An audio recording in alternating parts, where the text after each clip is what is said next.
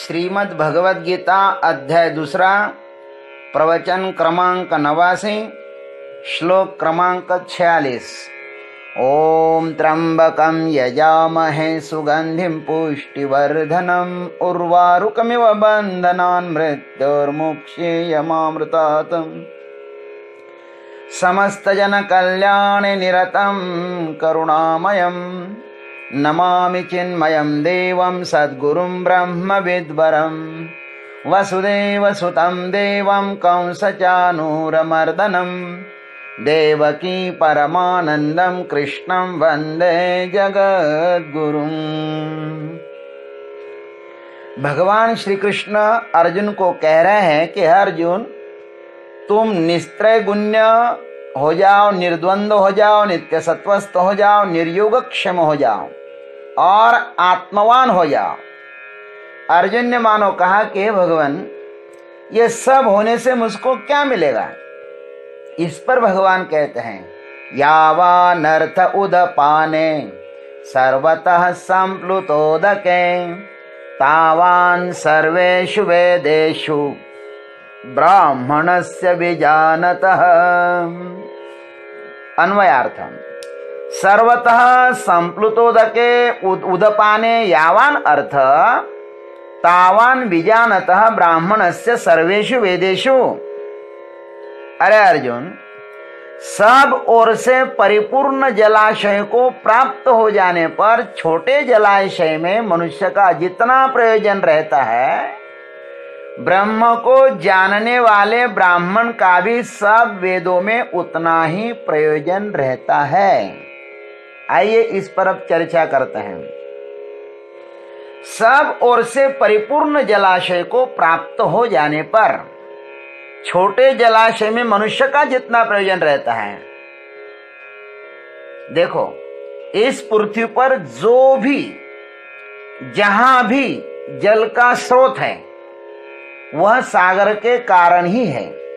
सागर विराट है, निर्मल है, पवित्र है, सदा जीवंत है और अपनी महिमा में पूर्ण है। यही सागर छोटे छोटे कुओं में, तड़ागों में अभिव्यक्त होता है। कुएं आदि का जल उपयोगी है किनके लिए? जो एक ही जगह रुकने वाले लोग हैं उनके लिए। जो अपने घर को छोड़ने में असमर्थ है उनके लिए कुआं महत्वपूर्ण है। वह कुआं ही उनका जीवन है। समस्त जल से संबंधित जरूरतों को वह कुआं पूर्ण करने वाला है। कुओं का जल सीमित है, जलाशय सागर का जल असीमित है। सागर के पास जाते ही समस्त जल संबंधित आवश्यकताएं पूर्ण हो जाती है। जो विराट जलाशय में रमता है वह उन छोटे छोटे कुओं आदि से कुछ भी प्रयोजन नहीं रहता। उसका उन छोटे छोटे कुओं से कोई भी प्रयोजन नहीं रहता। ठीक वैसे ही तावान विजानतः ब्राह्मणस्य सर्वेषु वेदेषु, ब्रह्म को जानने वाले ब्राह्मण का भी सब वेदों में उतना ही प्रयोजन बताया गया है। ठीक उसी प्रकार जिसने आत्मस्वरूप को जाना है उस ब्रह्मवेत्ता को वेदादि अन्यान्य शास्त्रों में कुछ प्रयोजन नहीं रहता। किंतु जब तक उस तत्व से अनभिज्ञ है तब तक वेदादि शास्त्रों में ही यात्रा करनी होगी, वेदादि शास्त्र पढ़ने ही होंगे। वेदों में यथाधिकार चर्चा की है। वेद मार्गों का मात्र पथ प्रदर्शक है। वेद मात्र मार्ग दिखाते हैं। साधक को अपने अधिकार के अनुरूप मार्गों का चयन करना होगा। ज्ञानेश्वर महाराज ने कहा, सूर्य के उदित होते ही अनेक मार्ग दृष्टिगोचर होते हैं। सुबह हम उठते हैं और देखते हैं कि बहुत सारे मार्ग अपने को दिखाई देते हैं। क्या उन सभी मार्गों पर पथिक चलता है? नहीं, पहले वो अपना गंतव्य निश्चित करता है और बाद में उन हजारों मार्गों में से कोई एक मार्ग चुन लेता है और उस मार्ग से अपने गंतव्य तक पहुंचता है। अथवा समस्त भूतल भी जल से परिपूर्ण हो जाए, माने बहुत जल आपको मिल जाए, तो क्या वो सब जल आप पी लेंगे? नहीं ना, उतना ही पी पाएंगे जितनी आवश्यकता है। भाई वैसे ही जो मुमुक्षु साधक है वे वेदों में स्थित समस्त मार्गों का अनुकरण न कर, जो अपने गंतव्य की प्राप्ति कराने वाले मार्ग है उन्हीं मार्गों का अनुसरण वह करे। ज्यादा वेदों के चक्कर में न फंसे। और वेदों में क्या मार्ग है ये तो आपको गुरुजी बताएंगे। पहले आप अपना मार्ग निश्चित कर लीजिए, गंतव्य निश्चित कर लीजिए, फिर गुरु आपको वो मार्ग बताएंगे। आपका ही गंतव्य निश्चित नहीं तो गुरुजी आपको क्या बता पाएंगे? भगवान ने कहा विजानतः, जिन्होंने अपने गंतव्य को, लक्ष्य को पा लिया है, अब उनके लिए वेदादि शास्त्र निरर्थक हो गए। किंतु जिन साधकों ने नहीं पाया उनके लिए तो वेदों के मार्ग सार्थक ही है। समस्त वैदिक शास्त्रीय साधनाओं का गंतव्य एक ही है, और वह कौन है? परमात्मा, सिर्फ परमात्मा। सब साधनाओं में उस परमात्मा की ही झलक मिलती है। जैसे प्रत्येक कुओं में समुद्र के पानी की ही झलक मिलती है, वह कुएं में स्थित पानी समुद्र का ही है। यह यथार्थ सत्य होते हुए भी ध्यान रखना, वो कुएं का पानी समुद्र नहीं है। हम कुएं को ही समुद्र समझ बैठे हैं। हमारा आग्रह है कि यही सत्य है और यही अन्यत्र समुद्र हो ही नहीं सकता, इसके सिवा और कोई समुद्र है ही नहीं। कुछ लोग तो ऐसे होते हैं कि जिन्होंने पानी देखा भी नहीं है और वे कुएं के आकार को ही समुद्र मान बैठे हैं। इस प्रकार की साधना परम अज्ञान का प्रतीक है।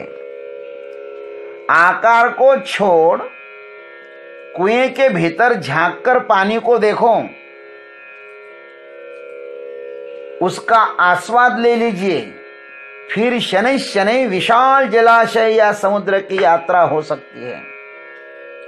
एक बार समुद्र को पाने के पश्चात फिर आपके लिए समस्त कुएं, तड़ाग, सरोवर एक ही समुद्र का रस बह रहा है। उस सब में ऐसा अनुभव आपको होगा, उन सब में एक ही समुद्र का रस बह रहा है। जब तक विशाल जलाशय समुद्र की प्राप्ति नहीं होती है, तब तक अपने संप्राप्त कर्मकांड रूप कुएं को नहीं छोड़ना चाहिए। कर्मकांड, उपासना कांड परमात्मा प्राप्ति का साक्षात साधन नहीं है, तो भी वह परंपरिया साधन होने के कारण ज्ञान प्राप्ति का अधिकार प्रदान कर सकता है। छांदोग्य उपनिषद में एक कथा आई है कि एक जानुश्रुत नाम के राजा है, वे बहुत अन्नदान करते थे। उनका कहना था कि संसार में जितने, मेरे राज्य में जितने सारे लोग हैं वे मेरे द्वारा किया गया अन्नदान ही भक्षण करें और मेरी ही स्तुति करें, मेरी कीर्ति बढ़ेगी। अतः इस राजा ने प्रत्येक दिशा में धर्मशालाएं बनवाई और उनमें अन्नदान शुरू कर दिया।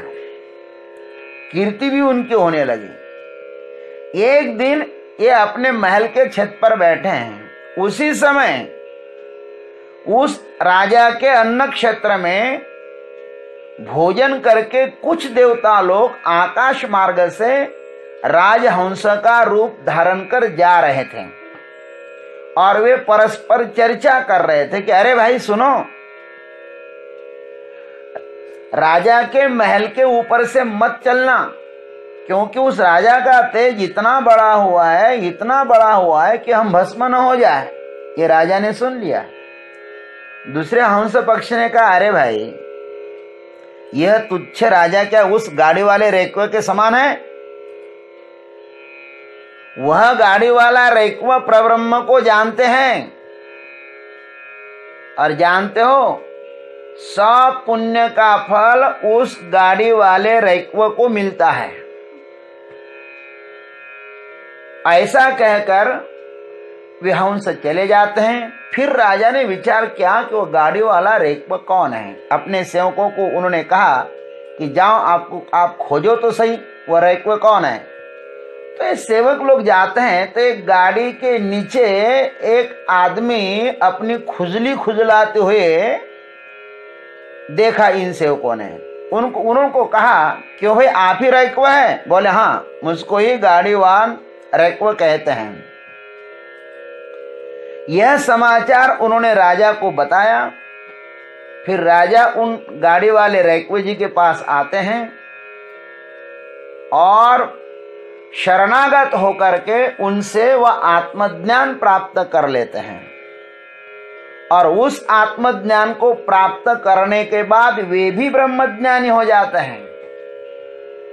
और एक बार ब्रह्म ज्ञान को जानने के बाद, आत्मस्वरूप का साक्षात्कार करने के बाद, फिर इस संसार में व्यक्ति किसी भी पुण्य के पीछे नहीं दौड़ता,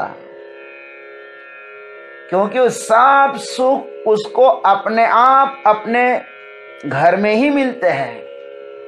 वो जहां होगा वहां पे सब सुख अपने आप आ जाते हैं। जैसे सब नदियां समुद्र की तरफ दौड़ते हुए आती है, वैसे ही ज्ञानी के पास सब सुख दौड़ते हुए आते हैं, लेकिन उनको किसी भी सुख से कोई भी प्रयोजन नहीं है।